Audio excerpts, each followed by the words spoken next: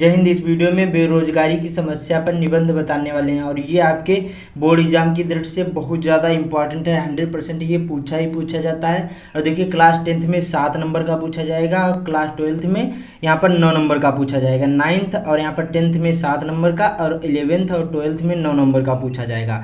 ये बहुत ज़्यादा इंपॉर्टेंट है। बताऊँगा कितने बड़े में लिखना है बोर्ड एग्जाम की कॉपी में, जिससे आपको फुल मार्क मिले। तो वीडियो को पूरा जरूर देखना और वीडियो के यहाँ पर बीच में या फिर आखिर में बताऊंगा जैसे जो निबंध नहीं आते उनको कैसे लिखना है। ठीक है, तो यहाँ पर सबसे पहले क्या करना है, जैसे कोई निबंध पूछाएगा, 5 निबंध पूछे जाते हैं, तो यहाँ पर लिख देना है ऊपर या लिख देना प्रश्नोत्तर संख्या 29वें का जो भी करोगे ABCD या रोमन अंकों में वैसे डाल देना। देन नीचे यहाँ पर लिख देना है बेरोजगारी की समस्या, इतना ही आपको लिखना है। ठीक है, पर निबंध नहीं लिखना है, इतना काले पेन से लिख देना है।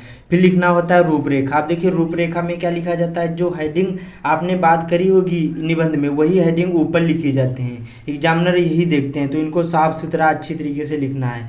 तो रूपरेखा में जैसे प्रस्तावना हो गया, बेरोजगारी का अर्थ हो गया, और बेरोजगारी एक प्रमुख समस्या है, फिर बेरोजगारी के कारण हो गया, बेरोजगारी की समस्या का समाधान हो गया, और आखिरी में आता है उपसंहार। ठीक है, तो वीडियो को पूरा देखना। बताऊंगा ये उपसंहार क्या होता है, ये नहीं लिखोगे तो एक भी नंबर नहीं मिलते हैं। तो एक एक करके बात यहाँ पर बताऊंगा। सबसे पहले प्रस्तावना। अब देखिए प्रस्तावना, जो कोई भी निबंध लिखोगे उसका परिचय देना होता है, इंट्रोडक्शन देना होता है प्रस्तावना में। तो ऐसे इसमें लिखना बेरोजगारी की समस्या हमारे देश की एक प्रमुख समस्या है। जो बेरोजगारी है ये हमारे देश की एक क्या है, एक प्रमुख समस्या है। आजकल पढ़े लिखे यहाँ पर युवक भी क्या है, बेरोजगार के कारण परेशान हैं। जैसे हम हो गए या आप हो गए या फिर हमसे जो बड़े हैं वो लोग क्या पढ़े लिखे हैं, BA BSc BCom या B.Ed या BTC सभी चीज़ें की है, लेकिन वो क्या है बेरोजगार के कारण यहाँ पर क्या है परेशान है। लोगों ने अपने परंपरागत जातीय व्यवसाय छोड़ दिए हैं। परंपरागत जातीय व्यवसाय कैसे होते हैं, जैसे कोई यहाँ पर बढ़ई था वो यहाँ पर लकड़ी का काम करता था, या फिर लोहार था वो यहाँ पर लोहे का काम करता था। तो ये परंपरागत जातीय व्यवसाय थे, वो क्या कर दिए हैं सभी लोगों ने छोड़ दिए हैं। सभी नौकरी की तलाश में यहाँ पर दौड़ रहे हैं। तो इसलिए क्या है, ये बेरोजगारी की समस्या यही है, सबसे प्रमुख कारण यही है। तो यहाँ प्रस्तावना में इस प्रकार से लिखना, तो ज़्यादा बड़ा भी नहीं लिखना है, सिंपल सा लिखना है जिससे एग्जामिनर को समझ में आए। ठीक है, दूसरी हमारी हेडिंग पड़ेगी बेरोजगारी का अर्थ। बेरोजगारी का अर्थ क्या होता है ये बताना होता है। तो देखिए इसमें कैसे लिखना है, देखिए बेरोजगारी ऐसी स्थिति को कहते हैं, बेरोजगारी ऐसी स्थिति को कहते हैं जबकि कोई योग्य तथा काम करने के लिए इच्छुक व्यक्ति जीविका चलाने हेतु न्यूनतम मजदूरी की दरों पर कार्य मांगता है फिर भी ना मिल रहा हो।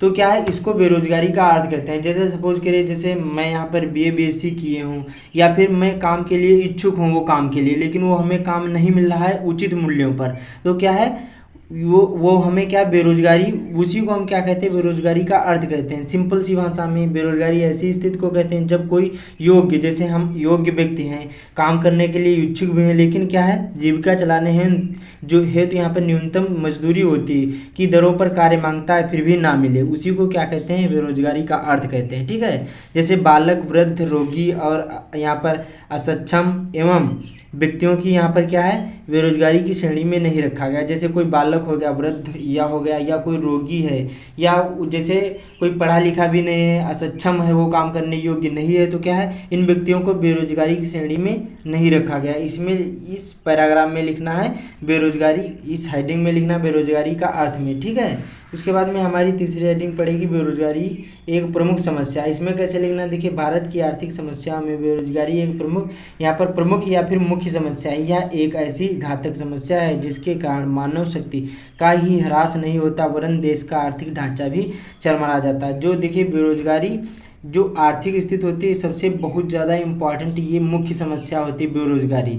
यह एक ऐसी घातक समस्या है जिसके कारण मानव शक्ति का ही ह्रास नहीं होता बल्कि क्या है देश का आर्थिक जो ढांचा होता है वो भी चरमरा जाता है बेरोजगारी के कारण। तो इस प्रकार से इतने एक पेज में ये हो गया, तो इतना लिखना है। उसके बाद में दूसरे पेज में इतना इस प्रकार से लिखना है। अगली हमारी हेडिंग है उसी में और लिखना है बेरोजगारी के कारण अनेक समस्याओं का जन्म होता है। ठीक है, अब लिखना है बेरोजगारी के कारण। अब किस कारण से बेरोजगारी होती है ये आपको बताना, इसमें लिखना है। ठीक है, ये चौथी हेडिंग पड़ेगी। तो बेरोजगारी के कुछ प्रमुख कारण निम्नलिखित हैं, जैसे जनसंख्या वृद्धि, यहाँ पर जनसंख्या में वृद्धि होना, इसलिए ये भी बेरोजगारी के यहाँ पर कारण है। उसके बाद में दोषपूर्ण शिक्षा प्रणाली, मतलब अच्छी तरीके से पढ़ाई ना होना, जो चीज़ें यहाँ पर हमेशा नौकरी की ओर या फिर जो विषय में लिखा होता है उसी को पढ़ाया जाता है, ये ना कर कर अच्छी तरीके से जो पढ़ाई की जाए तो पढ़ाया जाए स्कूलों में, तो क्या है बेरोजगारी का ये कारण नहीं बनेगा। उसके बाद में कुटीर उद्योगों की यहाँ पर और ध्यान न देना। कुटीर उद्योगों का मतलब जो छोटे छोटे उद्योग होते हैं जो गाँव में होते हैं उन पर ध्यान ना देना। फिर औद्योगिकीकरण की धीमी प्रक्रिया, अब जो औद्योगिकीकरण होता है उसकी धीमी प्रक्रिया, या फिर कृषि का पिछड़ापन, या कुशल एवं प्रशिक्षित व्यक्तियों की कमी, और जाति प्रथा, बाल विवाह, विधवा विवाह निषेध आदि बेरोजगारी के प्रमुख यहाँ पर कारण है। तो इस प्रकार से कारण में लिख देना, बहुत सिंपल सा होता है, ठीक है। उसके बाद में अगली हमारी हेडिंग पड़ेगी बेरोजगारी की समस्या का समाधान। ये समस्या का समाधान मतलब इससे कैसे छुटकारा पाया जा सकता है, इस हेडिंग में लिखना है। तो देखिए, जनसंख्या नियंत्रण, सबसे पहले शिक्षा प्रणाली में व्यापक परिवर्तन करना होगा, कुटीर उद्योगों का विकास करना होगा, औद्योगिक विकास करना होगा, सहकारी खेती करना होगा, मतलब अच्छी तरीके से खेती करना होगा, सामाजिक ढांचे में परिवर्तन लाना होगा, जैसे बाल विवाह, विधवा विवाह, जाति प्रथा, इन सभी को क्या करना होगा, हमें छोड़ना होगा, ठीक है। अब जैसे कोई निबंध नहीं आ रहा तो उसको कैसे लिखना है, देखिए कोई भी जब निबंध लिखोगे तो 3 मेन पार्ट होते हैं। क्या होता है, प्रस्तावना होता है, और मध्य भाग होता है, क्या होता है मध्य भाग, और आखिरी में आता है उपसंहार। क्या होता है, उपसंहार। अब ये 3 ही मेन पार्ट होते हैं, 3 ही पार्ट समझ लिए, समझ लो आप निबंध में नंबर पा जाओगे, जैसे कतई भी नहीं आता होगा तभी। प्रस्तावना में परिचय देना होगा, मध्य भाग में क्या क्या आता है, जैसे मैंने बताया कारण हो गया, बेरोजगारी के अर्थ हो गया, या यहाँ पर समस्या हो गया, ये सभी मध्य भाग में लिखे जाते हैं, ठीक है। और उपसंहार होता है, ये आखिरी में लिखना होता है, इसमें बताना होता है, मतलब कुछ अपना इसमें लिखना होता है कि आप इसके बारे में क्या सोचते हैं, इस प्रकार से उपसार में लिखना होता है। प्रस्तावना में परिचय देना होगा, मध्य भाग में जैसे कारण निवारण, हानि, लाभ, ये सभी लिखना होता है। उपसार में आखिरी में होता है। तो ये 3 ही पार्ट होते हैं, इन्हीं को समझ लो आपने निबंध लिख लिया अच्छी तरीके से।